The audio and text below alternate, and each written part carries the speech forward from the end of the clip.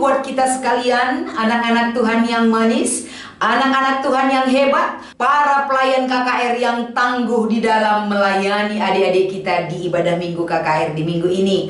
Mari saudara yang terkasih, dengan semangat yang Tuhan berikan bagi kita izinkan Roh Allah turun atas diri kita agar senantiasa mulut kita, hati kita, dan kehidupan kita bersukacita di dalam menerima dan menyampaikan firman Tuhan. Mari kita meminta kekuatan di dalam doa kita bersatu di dalam doa. Terima kasih Tuhan, terima kasih Bapa. Kebaikan dan pertolongan Tuhan yang begitu ajaib dan luar biasa memampukan kami untuk selalu rindu untuk menyatakan satu kebenaran dalam hidup kami. Tolong kami Tuhan, tolong setiap anak-anak-Mu yang rindu untuk Engkau berikan hikmat untuk memahami firman-Mu. Di dalam nama Yesus kami mengucap syukur, haleluya, amin. Saudara yang terkasih, mari kita membaca firman Tuhan yang menjadi bahan renungan di ibadah KKR GBKP di minggu ini dari kitab Roma pasal 15 ayat 22 sampai dengan 29. Kami akan membacakan firman ini kepada kita sekalian. Itulah sebabnya aku selalu terhalang untuk mengunjungi kamu.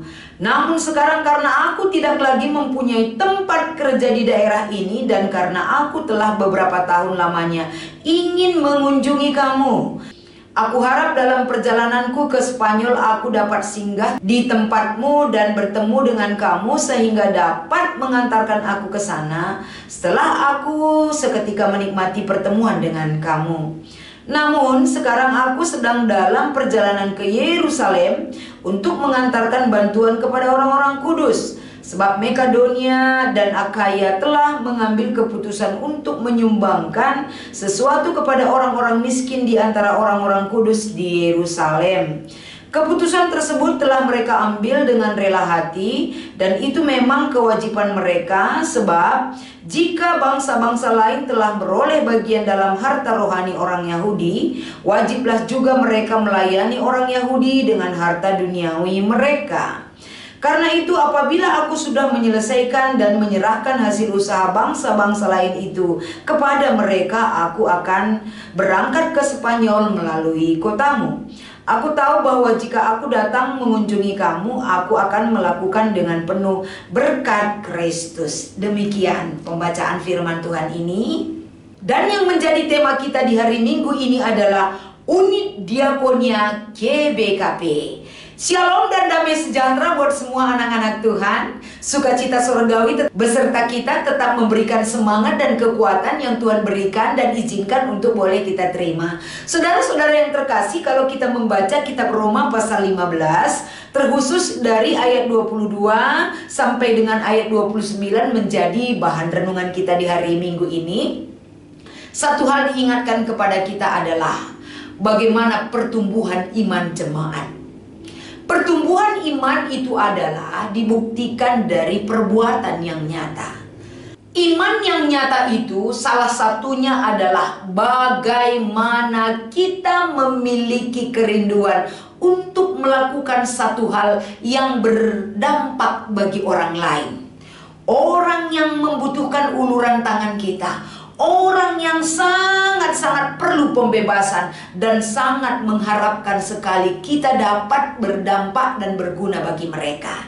Jadi buat seluruh pelayan KKR di minggu ini, bawa adik-adik kita memahami tentang perbuatan kasih.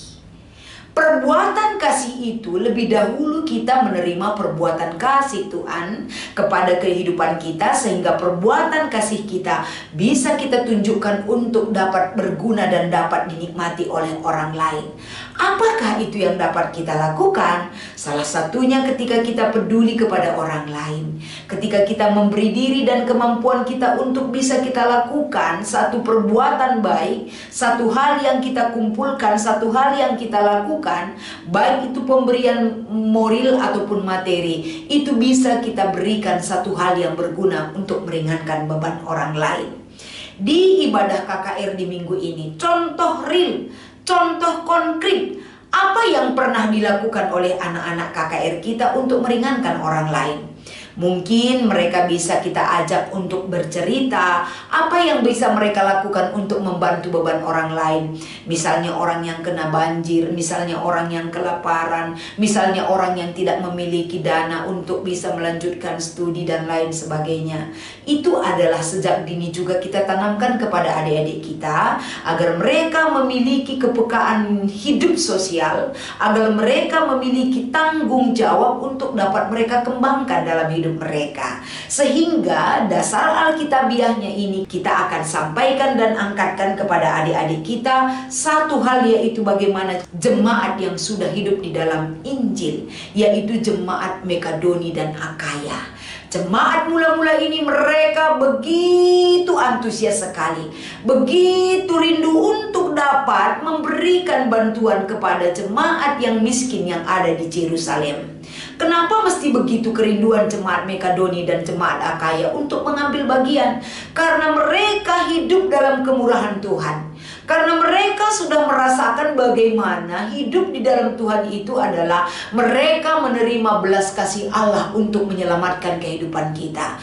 Dan orang yang sudah menerima belas kasih Tuhan harus hidup berbelas kasih.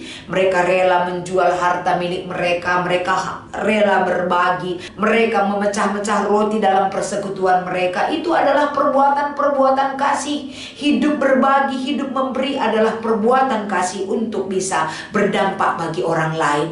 Sehingga ketika Paulus akan pergi ke Yerusalem, tentu dia ungkapkan, aku rindu untuk pergi ke Roma.